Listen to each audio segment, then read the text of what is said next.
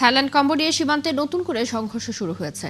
কম্বোডিয়ার প্রতিরক্ষা মন্ত্রণালয় সোমবার অভিযোগ করেছে থাইল্যান্ড তাদের বান্তেও মিয়ানচে প্রদেশে F-16 যুদ্ধবিমান মোতায়েন করে 4টি বোমা ছুড়েছে। একই সাথে প্রেইচান গ্রাম এলাকায় বিষাক্ত গ্যাস ছেড়েছে বলেও দাবি করা হয়। সোমবার ভোরে শুরু হওয়া এই সংঘর্ষ আসিয়ানের কূটনৈতিক প্রচেষ্টাকে প্রশ্নের মুখে ফেলেছে। সংস্থাটি গত জুলাইয়ে মালয়েশিয়া ও যুক্তরাষ্ট্রের প্রেসিডেন্ট ডোনাল্ড ট্রাম্পের মধ্যস্থতায় হওয়া যুদ্ধবিরতি চুক্তি পুনরুজ্জীবনের চেষ্টা করছে। গত 8 ডিসেম্বর আবারও সংঘাত শুরু হয় থাইল্যান্ড ও কম্বোডিয়ার মধ্যে। এরপর থেকে এখনো পর্যন্ত অন্তত 40 জন নিহত হয়েছেন, বাস্তুচ্যুত হয়েছেন সীমান্তের দুই পাশে প্রায় 10 লাখ মানুষ। মন্ত্রণালয় জোর দিয়ে বলছে কম্বোডিয়ার বাহিনী পরিস্থিতি নিবিড়ভাবে পর্যবেক্ষণ করছে। নতুন করে শুরু হওয়া সংঘর্ষ নিয়ে এখনো পর্যন্ত আনুষ্ঠানিক কোনো মন্তব্য করেনি থাই সরকার। এদিকে মালয়েশিয়ার রাজধানী কুয়ালালামপুরে অনুষ্ঠিত আসিয়ান বৈঠকে থাইল্যান্ড ও কম্বোডিয়ার প্রতিনিধিদের অংশ নেওয়ার কথা রয়েছে। চলমান সংঘর্ষ শুরুর পর এটি হবে দুই দেশের প্রথম মুখোমুখি বৈঠক। কম্বোডিয়ার অর্থনীতি সম্প্রসারণে পর্যটন শিল্প বিশেষ ভূমিকা রাখলেও থাইল্যান্ডের সাথে চলমান সীমান্ত সংঘর্ষ দেশটির পর্যটন শিল্পের উপর ব্যাপক প্রভাব ফেলেছে। সংঘর্ষের ফলে পর্যটকদের আগমন কমে গেছে, অনেক দর্শনার্থী তাদের বুকিং বাতিল করেছেন। চলতি বছরের প্রথম 8 মাসে কম্বোডিয়ার 43 লাখ পর্যটক ভ্রমণ করলেও বর্তমানে সেই সংখ্যা অনেক কম। বিস্তারিত শারমিন স্বপ্নার রিপোর্টে। কম্বোডিয়ার প্রাকৃতিক সৌন্দর্য দেখতে প্রচুর বিদেশি পর্যটক দেশটিতে ভ্রমণ করেন। আর কম্বোডিয়ার দ্বিতীয় বড় শহর সিম রিপে রয়েছে দেশটির প্রধান পর্যটন আকর্ষণ অ্যাংকর ভাট। কিন্তু থাইল্যান্ডের সাথে চলমান সংঘর্ষ সিম রিপে ছড়িয়ে পড়ার পর পর্যটন কেন্দ্রগুলো অনেকটাই ফাঁকা। এক সময়ের ব্যস্ত রাস্তাগুলোতে এখন ট্যুর বাস অনেক কম। স্থানীয় হোটেল এবং রেস্তোরাঁগুলোতেও নেই গ্রাহকদের তেমন ভিড়। বর্তমানে খুব কম পর্যটক আসছে। আমাদের মাসাজ শপের আয় প্রায় অর্ধেক কমে গেছে।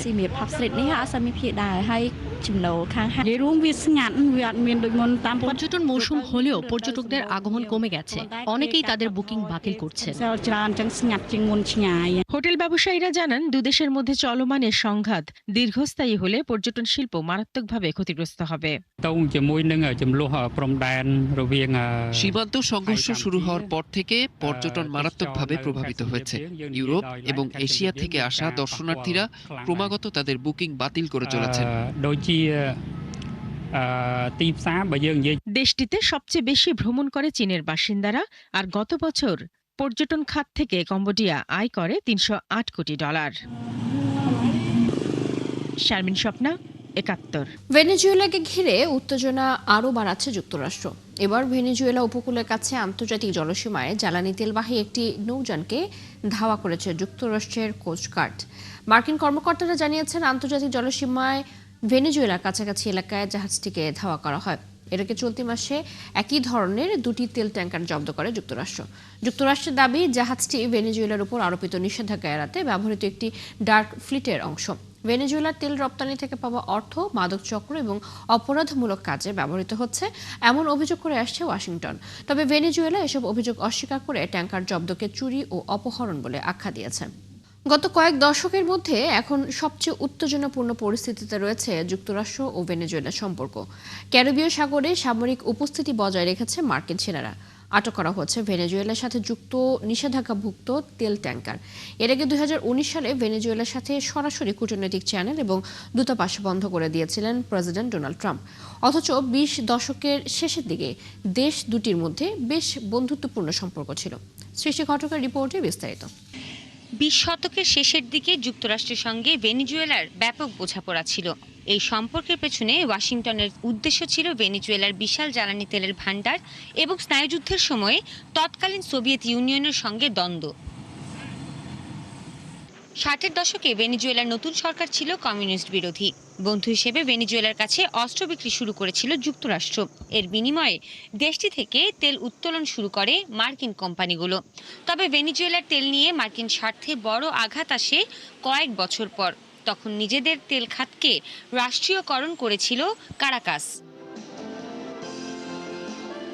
এরপরেও ওপেকের সদস্য হিসেবে ভেনেজুয়েলার সঙ্গে ভালো সম্পর্ক রেখেছিল যুক্তরাষ্ট্র। সে সময় কৌশলগত স্বার্থের কারণে যুক্তরাষ্ট্র প্রায়ই ভেনেজুয়েলার রাজনৈতিক ও অর্থনৈতিক দুর্বলতাকে এড়িয়ে যেত। ভেনেজুয়েলা সরকারের প্রতি অনুরাগের কারণে দেশটির দুর্নীতি বা মানবাধিকার নিয়ে ততটা চিন্তিত ছিল না ওয়াশিংটন।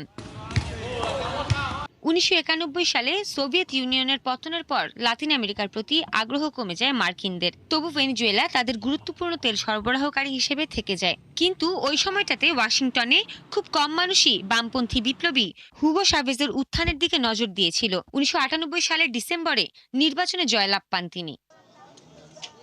তবে 2002 সালে শাভেজকে উৎখাতের এক ব্যর্থ চেষ্টা সবকিছু বদলে দেয়। তিনি অভিযোগ করেন, যুক্তরাষ্ট্রের তৎকালীন প্রেসিডেন্ট জর্জ ডব্লিউ বুশ প্রশাসন তাকে উৎখাতের চেষ্টা করেছিল। হোয়াইট হাউস তা অস্বীকার করলেও 2004 সালে প্রকাশিত এক নথিতে দেখা যায় যুক্তরাষ্ট্র আগে থেকেই ওই ষড়যন্ত্রের কথা জানত।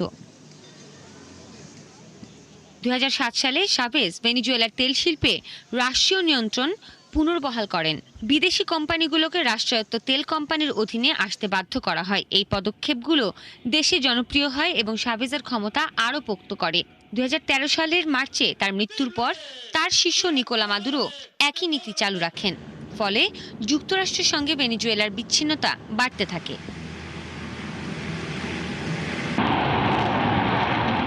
এখন ট্রাম্পের আমলে উত্তেজনা চরমে। ট্রাম্প দাবি করেন, অভিবাসন ও মাদক পাচারে ভেনেজুয়েলার ভূমিকা যুক্তরাষ্ট্রের জাতীয় নিরাপত্তার জন্য হুমকি।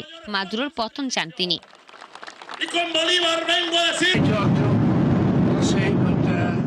ভেনেজুয়েলায় আক্রমণ করতে যুক্তরাষ্ট্র প্রস্তুত বলেও মনে করা হচ্ছে। সৃষ্টি ঘটক, ৭১। বিশ্বের সবচেয়ে বড় পারমাণবিক বিদ্যুৎ কেন্দ্র কাশিওয়াজাকি এবং কারিওয়ারি নতুন করে চালুর প্রস্তুতি নিচ্ছে জাপান।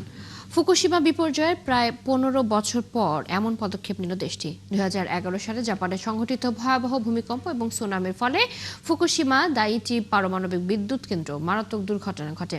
এর পরপরই নিরাপত্তাজনিত কারণে দেশটির নিয়েগাতা প্রদেশের উপকূলে অবস্থিত কাশিওয়াজাকি কারিওয়ারি সহ দেশের 54টি পারমাণবিক রিঅ্যাক্টর বন্ধ করে দেওয়া হয়। কিন্তু সম্প্রতি সরকারি প্রচার মাধ্যম এনএইচকে জানিয়েছে, চূড়ান্ত অনুমোদন পেলে টেপকো আগামী 20 জানুয়ারি প্ল্যান্টের 7টি চুল্লির মধ্যে প্রথমটি পুনরায় সক্রিয় করার কথা বিবেচনা করছে। কিন্তু এই বিদ্যুৎ কেন্দ্রটি পুনরায় চালুর ঘোষণায় বিক্ষোভ করেছে স্থানীয়রা। তবে টেপকোর মুখপাত্র জানান, পূর্বের দুর্ঘটনার পুনরাবৃত্তি যেন না হয় সেজন্য তারা প্রতিশ্রুতিবদ্ধ। ইন্দোনেশিয়া একটি বাস উল্টে যাওয়ার ঘটনায় 16 জনের মৃত্যু হয়েছে। সোমবার ভোরে দেশটির একটি মহাসড়কে ধাক্কা খেয়ে বাসটি উল্টে যায় বলে উদ্ধারকর্মীরা জানিয়েছেন। স্থানীয় উদ্ধার সংস্থার প্রধান এক বিবৃতিতে বলেন, রাজধানী জাকার্তা থেকে ইয়োকার্তার দিকে যাচ্ছিল বাসটি।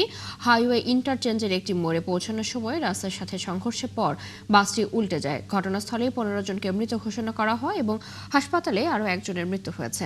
আহত বেশ কয়েকজনকে চিকিৎসার জন্য সেমারাং শহরে নিয়ে যাওয়া হয়েছে। চলমান যুদ্ধবিরতি সত্ত্বেও উত্তর গাজায় বিমান হামলা চালিয়েছে ইসরায়েলি সামরিক বাহিনী। ইসরায়েল জানায়, ইয়েলো লাইনের কাছে কয়েকজনকে জড়ো হতে দেখে তাদের ছত্রভঙ্গ করতে গুলি ছোড়ে তারা।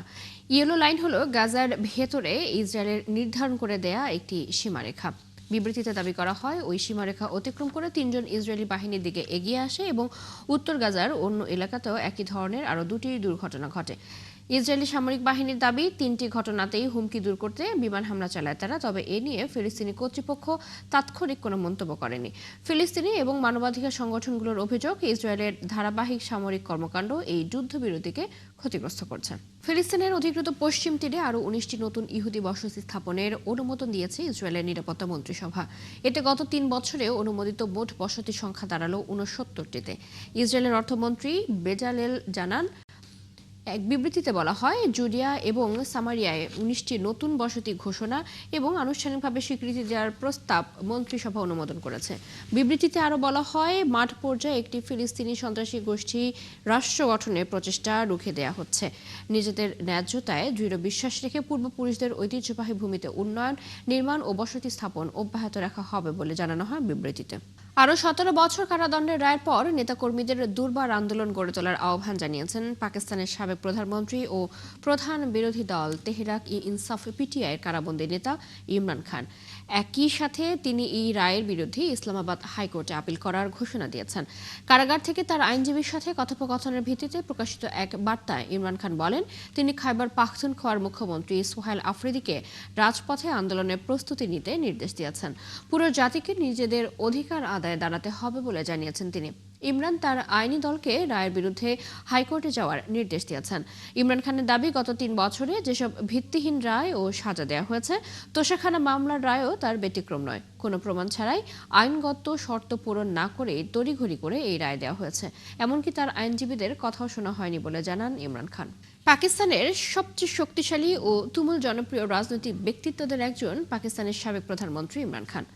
বিভিন্ন মামলায় ২০২৩ সাল থেকে কারাগারে থাকা ইমরানকে নতুন করে আরও ১৭ বছরের কারাদণ্ড দেওয়া হয়েছে। আর এই রায়ের পর থেকে ক্ষোভের সৃষ্টি হয়েছে পাকিস্তানের সাধারণ জনগণ থেকে অনেক রাজনৈতিক দলের মাঝে। বিস্তারিত মনিরুজ্জামান বাবুর রিপোর্টে। সম্প্রতি ইমরান খানের বিরুদ্ধে একের পর এক মামলা, কারাগারে ইমরানের মৃত্যুর খবর, এমনকি তার পরিবারকেও কারাগারে তার সাথে দেখা করতে দেওয়া হচ্ছিল না। এত কিছুর পরও জনপ্রিয়তায় ভাটা পড়েনি সাবেক এই পাকিস্তানি প্রধানমন্ত্রীর। সাধারণ জনগণ থেকে রাজনৈতিক মহল মনে করছিলেন সামনে হয়তো ন্যায় বিচার পেতে যাচ্ছেন তিনি। তবে সর্বশেষ গত ২০ ডিসেম্বর তোষাখানার নতুন দুর্নীতির মামলায় ইমরান ও তার স্ত্রী বুশরা বিবিকে ১৭ বছর কারাদণ্ড দেওয়া হয়েছে। আর এর ফলে নতুন করে ক্ষোভের সৃষ্টি হয়েছে জনগণের মনে। তাদের আশা, ন্যায় বিচার পাওয়া উচিত ইমরান খানের। ইমরান খানের আগের প্রধানমন্ত্রীরাও তোষাখানা থেকে উপহার নিয়েছিলেন, কিন্তু তারা নির্দোষ ছিলেন। তাহলে ইমরান খান এবং তার স্ত্রীকে কেন কারারুদ্ধ করা হয়েছে? আমরা সরকারকে অনুরোধ করছি তার প্রতি এই অবিচার যেন না করা হয়। আমি সুপ্রিম কোর্টের কাছে অনুরোধ করব এই মামলাটি নিষ্পত্তি করে ইমরান খানকে মুক্তি দিন। পাকিস্তানের অনেক রাজনৈতিক নেতৃবৃন্দ এই রায়কে রাজনৈতিকভাবে উদ্দেশ্য প্রণোদিত বলে অভিহিত করেছেন। রাজনৈতিক প্রতিহিংসা ভিত্তিক যে পদক্ষেপই নেওয়া হোক না কেন, তা কোনোভাবেই সমর্থন করা যাবে না। ইমরান খানের বিরুদ্ধে মামলাগুলোর ধরন রাজনৈতিক। বল প্রয়োগের মাধ্যমে রাজনৈতিক মামলায় সাজা প্রদান কোনো সমস্যার সমাধান নয়।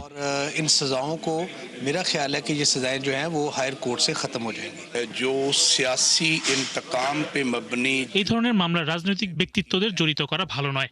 এটি দেশের শান্তির ক্ষতি করবে। আমি মনে করি উচ্চ আদালত এই সাজা বাতিল করবে। বর্তমানে পাঞ্জাবের রাওয়ালপিন্ডি শহর থেকে ১৩ কিলোমিটার পশ্চিমে আদিয়ালা কারাগারের ৮০৪ নম্বর কয়েদি ইমরান খান। ২০২৩ সাল থেকে কারাগারে থাকা ইমরানকে গেল জানুয়ারিতে আল কাদির ট্রাস্ট মামলায় ১৪ বছরের কারাদণ্ড দেওয়া হয়। মনিরুজ্জামান বাবু, ৭১। সুদানের দক্ষিণ দারফুরের একটি ব্যস্ত মার্কেটে ড্রোন হামলায় ১০ জন নিহত হয়েছে। তবে কে এ হামলা চালিয়েছে সেটি নিশ্চিত নয়। মানবাধিকার সংস্থা north Darfur emergency rooms council জানিয়েছে, শনিবার আরএসএফ এর নিয়ন্ত্রণাধীন বালহার শহরে আলহারা মার্কেটে এই ড্রোন হামলার ঘটনা ঘটে। তবে কারা হামলা চালিয়েছে সেটি জানায়নি সংস্থাটি। ড্রোন হামলার পর অসংখ্য দোকানে আগুন লেগে যায় এবং অবকাঠামোর ব্যাপক ক্ষয়ক্ষতি হয় বলে জানিয়েছে তারা। ২০২৩ সালের এপ্রিল থেকে সুদানের সেনাবাহিনী এবং আরএসএফ এর মধ্যে লড়াই শুরু হয়, যা রূপ নেয় রক্তক্ষয়ী ও ভয়াবহ গৃহযুদ্ধে।